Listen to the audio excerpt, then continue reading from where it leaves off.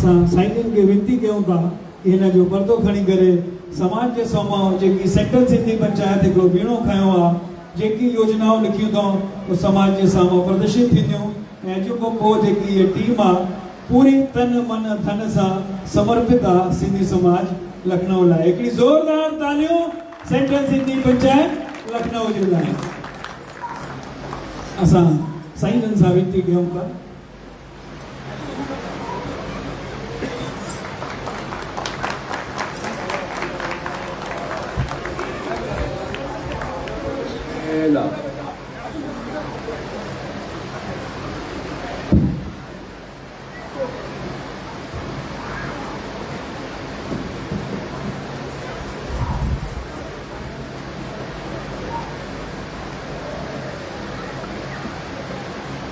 असांजे विच में संस्था जा मार्गदर्शक आदरणीय राजाराम जी आहिनि।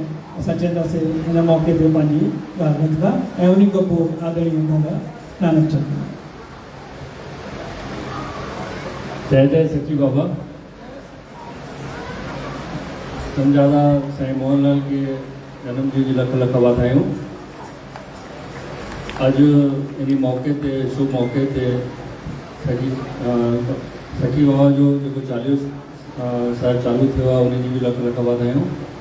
अॼु इन सुहिणे मौक़नि ते सेंट्रल सिंधी पंचायत ॾाढो महान कमु अॼु तव्हां सभिनी जे साम्हूं पेश कयो अथव। इहे जेके कम आहिनि इहे समाज खे इलाही मज़बूत ठाहींदा, सभिनी जो भलो कंदा।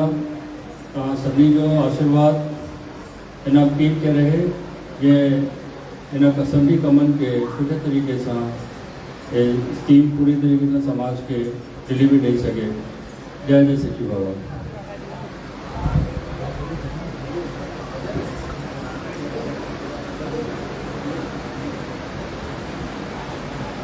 असांजे विच में सेंट्रल सिंधी पंचायत जा महामंत्री महासचिव आदरणीय दादा नानक चंद लखमानी जी असां चवंदासीं अॼु जे हिन मौक़े ते पंहिंजी ॻाल्हि ज़रूरु रखो। बोल सकी शहंशाह बाबा सुधाराम साहिब की जय। अमर श्री संत कंवर राम साहिब की जय।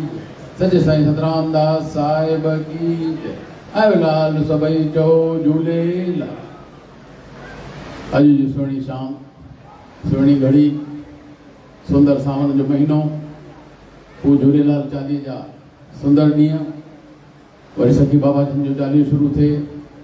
उन ते सोने ते सुहागो असांजे संजादा शहजादा साईं मोहनलाल साहब जो जन्म ॾींहुं। तव्हां सभिनी खे करोड़ो करोड़ो वाधायूं वाधायूं वाधायूं। ज़ोरदार ताड़ियूं वॼाए सारी संगत।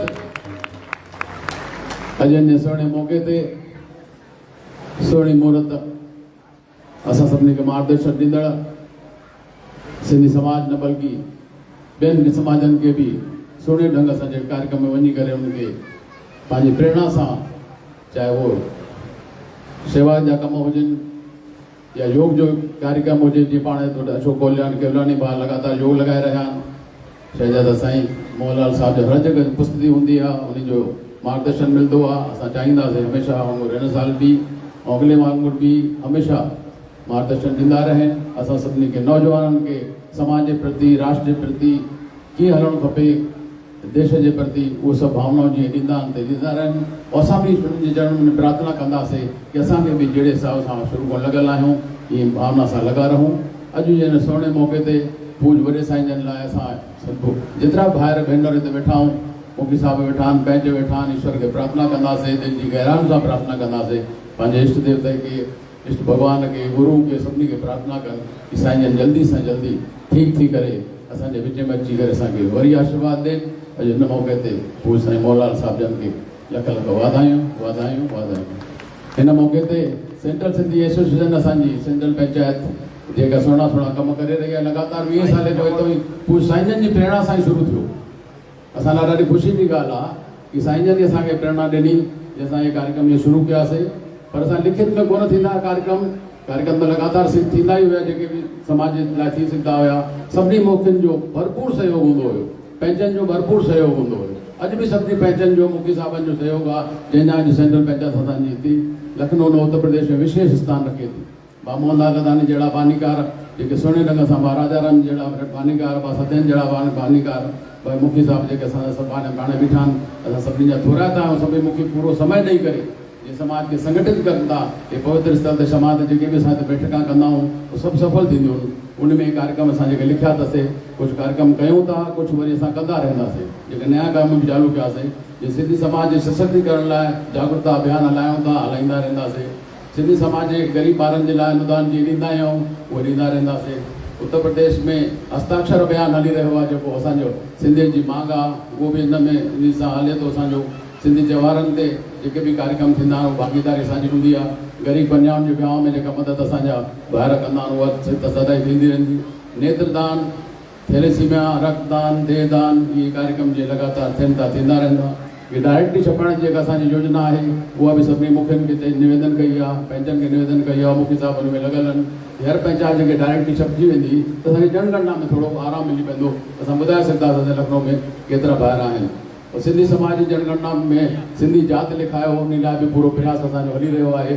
सभिनी कहिड़ी कहिड़ी जात लिखाइणी आहे, छो जे 31 में थी त पोइ वरी हाणे जनगणना थिए थी, त इहा सभु जनगणना वारी ज़रूरी आहे। असां सभिनी भाइरनि भेनरुनि खे ॿुधाईंदासीं कि जनगणना वारे कालम में जेको जाति जो कालम हूंदो, उन में छा लिखंदासीं कि तव्हां सभिनी खे 2031 में जेका पहले थी हुई, उन में ॾेखारे करे तव्हां सभिनी खे ॿुधाईंदी कि जेके असांजा सिंधी सेंट्रल पंचायत जा कम हलनि था।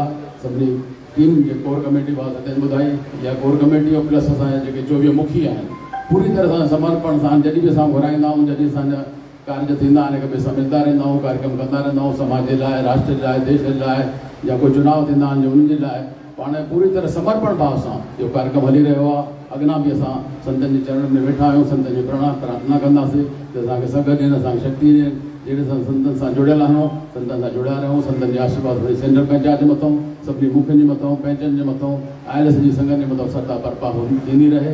इन शुभ मौक़े ते असां पुनः साईं मोहन साहिब जन खे यशस्वी थियनि, दीर्घायु थियनि, असां सभिनी मथां कृपा थिए। लख लख वाधायूं ॾियूं था। असां फ़क़ीर साईं हरीशलाल साहिब जन असांजे विच में आहिनि, जंहिंजे ॾिसण मात्र साईं असांजो जीवन सफल थो थी वञे, जी जुगड़ जोड़ी सलामत रहे, असां सभिनी मथां कृपा बनी रहे। बोल सघी शहंशाह बाबा सुदाराम साहिब की। अॼु हिकिड़ी ख़ुशख़बरी ॿी बि आहे। फ़क़ीर साईं हरीशलाल जे घरों आदरणीय भाभी पूनम भाभी जो भी जन्मॾींहुं आहे। असां पूरे सिंधी समाज लखनऊ जी तरफ़ों साईं जन के ऐं भाभी के ॿिन्हिनि खे लख लख वाधायूं ॾियूं था। वाधायूं साईं, वाधायूं। असांजे विच में मुखी दादा सुदामचंद चांदवानी जी पंहिंजी ॻाल्हि। सुदामचंद। जय सखी बाबा। सेंट्रल सिंधी पंचायत जा जेके शुरू खां वठी कम रहिया नी, उहे असां ॿुधासीं। ऐं हाणे वरी नए कलेवर में और नए जोश सां इहे कम अॻिते वधंदा, छो त वाकई में समाज खे ज़रूरत आहे। असां ॾिसूं था कि सिंधी समाज तरक़ी त ॾाढी कई आहे, आर्थिक रूप सां ॾाढो सक्षम आहे, लेकिन अञा बि असांजे समाज में घणा अहिड़ा परिवार आहिनि जिन खे वाकई सहायता जी ज़रूरत आहे। समाज पंहिंजी तरफ़ों पूरो कोशिश करे थो। हे जेके असांजा पवित्र धार्मिक स्थान आहिनि, चाहे पूज्य शिव शांति आश्रम साहिब हुजे, चाहे हरिओम मंदिर हुजे, चाहे बाबा गोदड़ी वाला धाम हुजे, चाहे विभिन्न पंचायतूं आहिनि, उहे समाज जी सहायता में नित्य काम करे रहियूं आहिनि। पर उन खां पोइ बि अञा भी ज़रूरत आहे, तो उन जे लाइ जेके सरकारी संस्थाऊं आहिनि, सरकार जो जेके योजनाऊं आहिनि, उन्हनि जो भी लाभ समाज के मिले, इहो हाणे फ़ैसिलो सेंट्रल पंचायत कयो आहे। ऐं इन ते लगातार कम हलंदो त ज़रूर इन जो लाभ समाज के मिलंदो, इहा पूरी असांखे आशा आहे। संतन जो हमेशा असांखे आशीर्वाद मिलंदो रहंदो। ये सुठा सुठा कम थींदा रहंदा। तव्हांखे भी कॾहिं कंहिं कम जे लाइ ज़रूरत हुजे त पंहिंजे पंचायत जे माध्यम सां, सेंट्रल पंचायत जे माध्यम सां पंहिंजी ॻाल्हि अॻिते वधाए सघो था। जय सखी बाबा। असांजे विच में मुखी संजय जसवानी जी भी आहिनि ऐं भूमिका निभाए रहिया आहिनि। महामंत्री भी आहिनि चेटीचंद मेला कमेटी जा, पंहिंजी ॻाल्हि रखनि। जय सखी बाबा। साईं मोहनलाल साहिब के भाभी पूनम जी के जनम ॾींहं जी हाणे ख़ुदि वाधायूं। सदाईं ख़ुशि हुजनि, स्वस्थ हुजनि, असांजे मथां किरपा ठहियल हुजे सदाईं। अॼु जीअं सेंट्रल पंचायत जे बारे में सभिनी ॼणनि ॿुधायो आहे, इन जे अलावा जीअं अॼु सखी बाबा साहिब जो चालीहो शुरू थियो आहे, इन जे अलावा साईं झूलेलाल साहिब जो चालीहो हली रहियो आहे। 9 ॾींहं आहे। कृष्णा नगर, राजाजीपुरम, इंदिरा नगर, गोजड़ी वाला धाम सभु जॻह चालीहे जी कार्यक्रम हली रही आहे। ऐं 5 तारीख़ असां सभई ॼणा मिली करे चेटीचंड मेला कमेटी जी तरफ़ां पंहिंजे झूलेलाल वाटिका ते सभई ॼणा बहिराणो साहिब खणी करे ईंदा। हिते आश्रम साहिब में बि चालीहो साहिब हली रहियो आहे। सभई ॼणा जिते जिते पहुची सघो ज़रूरु पहुचो। साईं झूलेलाल साहिब जी आसीसूं तव्हांखे मिलणु ॾाढो ज़रूरी आहे। सभई ॼणा सभिनी जॻह पुॼो ऐं 5 तारीख़ चेटीचंड मेला कमेटी जी तरफ़ां जेको हुते बहिराणा विसर्जन साहिब जो कार्यक्रम आहे, उते बि सभई ॼणा ज़रूरु ज़रूरु पहुचिजो। जय झूलेलाल, जय सती बाबा।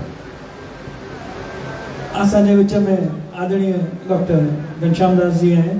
असां ज़रूरु चाहींदासीं हिन मौक़े ते आशीर्वाद ॾींदा। जय सखी बाबा, जय जय सखी बाबा। अॼु सोनो प्यार भरो ॾींहुं सभिनी खे वाधायूं ॾियण जे लाइ साईं मोहनलाल ऐं असांजी भाऊ पूनम जंहिंजो जनमॾींहुं आहे। ऐं इन शुभ मौक़े ते असां उन्हनि खे लख लख वाधायूं, पूरे परिवार खे वाधायूं। असांजी सभिनी ईश्वर जी तरफ़ां, झूलेलाल जी तरफ़ां साईंजन जे स्वास्थ्य जी कामना कयूं कि सदाईं ख़ुशि रहनि। सदाईं असांजे अॼु अचणा हुया, लेकिन डॉक्टर सां इजाज़त अञा न मिली आहे त अॼु न अची पाया आहिनि। त कोशिशि कंदासीं असां हिन चालीहे में साईं जन ईंदा और वॾी ख़ुशी सां उन्हनि मल्हाईंदा। हे जेके सेंट्रल पंचायत रही आहे ऐं इन जो जेको व्यापक थियो आहे त इहो पहिरियों ई थियल हुयो, अॼु कार्यान्वित थी वई आहे नए सिरे सां। वॾी ख़ुशी जी ॻाल्हि आहे। असां सभु उन्हनि सां गॾु आहियूं, साथ आहियूं। हर मौक़े ते जेको बि जॾहिं कार्य पवंदो असां उन्हनि सां भागीदार आहियूं। जय सखी बाबा। मां अॼु जे हिन मौक़े ते धन्यवाद ज्ञापित करण लाइ आदरणीय दादा नानक चंद मतानी।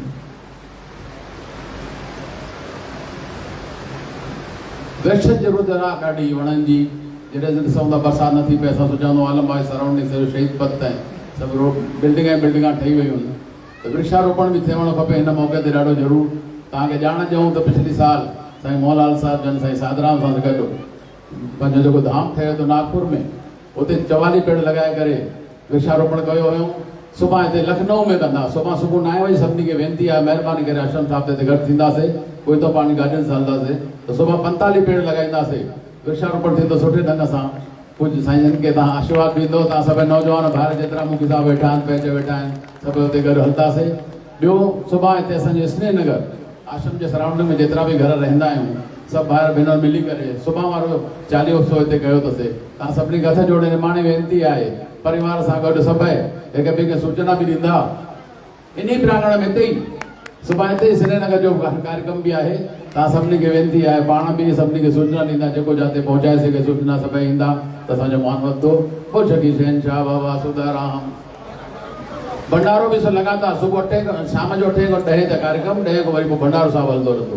गीत संगीत जीअं असांजा कलाकार सुहिणा सुहिणा आया आहिनि, इहे लॻातार कलाकार असांखे मन भावन कराईंदा ई, जीअं श्रवण कराईंदा आहिनि उहे कराईंदा ई कंदा। और बि सुठा सुठा कलाकार साईं जन जे निमित सां ॿुधूं था। न त अहिड़ा कलाकार किथे मिलंदा आहिनि, किथे वञूं कहिड़ी नाइट में लॻंदो आहे। कल्ह बि सोचूं पिया असां पंहिंजे जॾहिं वेठा हुआसीं त वरी चऊं पिया अगरि हे कार्यक्रम असां किथे कयूं त असांखे ₹1 लाख त ख़ाली हाल जो ॾियणो पवंदो। हे संतनि जी वॾी कृपा असांजे मथां, इहे सारा कम असां संतनि जे थियनि था। एॾो फर्स्ट क्लास AC हाल हेॾो किथे किथे मिलंदो, या भोजन जी व्यवस्था केतिरी करणी पवंदी। असां दोहराईंदा आहियूं दिलि जी गहराइनि सां सभिनी खे। वरी हिकु दफ़ो सभिनी पंहिंजनि पासो, मुखियुनि जे पासो, भाइर भेनरुनि जे पासो तव्हां सभिनी खे लख लख वाधायूं वाधायूं वाधायूं। पोइ छकी शहनशाह बाबा सुदाराम साहिब की। इन कम खे क्रियान्वयन करण लाइ हिकिड़ी न्यारी खे असां अपॉइंट कयो आहे, जेको सेंट्रल सिंधी पंचायत जो कमु ॾिसंदी, ऐं हिकिड़े छोकिरे खे बि अपॉइंट कयो आहे। उहो ऑफिस में रहंदो, हे असांजे विच में आहे जय। और हिन पर्चे में हिकिड़ो ऑफिस जो नंबर बि ॾिनल आहे। तव्हांखे अगरि कोई सूचना या कोई कमु हुजे त तव्हां उन ते व्हाट्सएप करे पंहिंजा पर्चा मोकिले सघो था। धन्यवाद। जय जय सखी बाबा।